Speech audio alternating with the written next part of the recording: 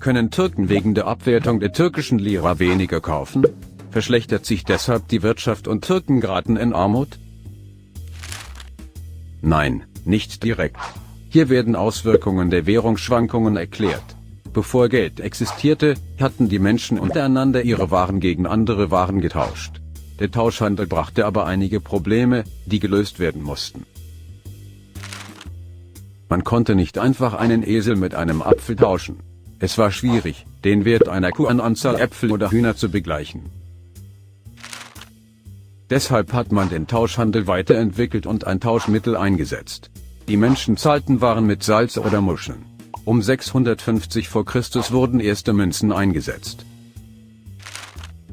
Mit Geld konnte man den Wert einer Ware bestimmen und der Handel wurde viel einfacher. Später kam aus China das Papiergeld dazu, worauf der große Münztransport vereinfacht wurde. Alle Länder haben heute ihre eigene Währung, welche in Zentralbanken der jeweiligen Wirtschaftszonen verwaltet werden. Dort wird die Menge an Geld gedruckt und gesteuert. Die Währung ermöglicht also den gesamten Geldfluss für Handel im eigenen Land. Die USA handelt mit Dollar, Deutschland mit Euro und die Türkei mit türkischer Lira. Länder können die Währung anderer Länder beeinflussen.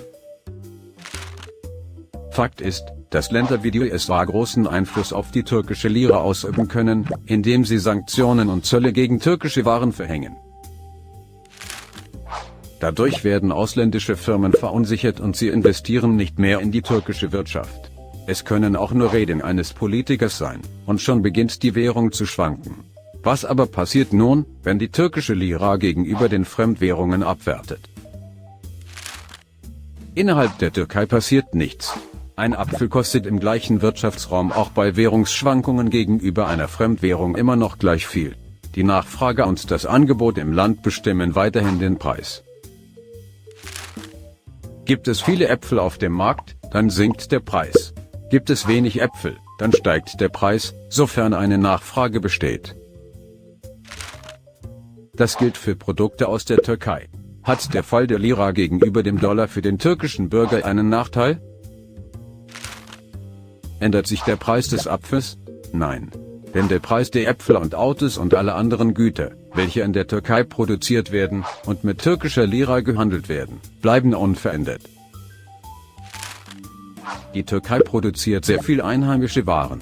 Deshalb merkt der türkische Bürger kaum etwas beim alltäglichen Einkauf und hat damit auch keine wirtschaftlichen Nachteile durch eine Abwertung der Lira. Wo aber eine Fremdwährung dennoch die Kaufkraft der türkischen Bürger beeinflussen kann, das sehen wir im nächsten Video.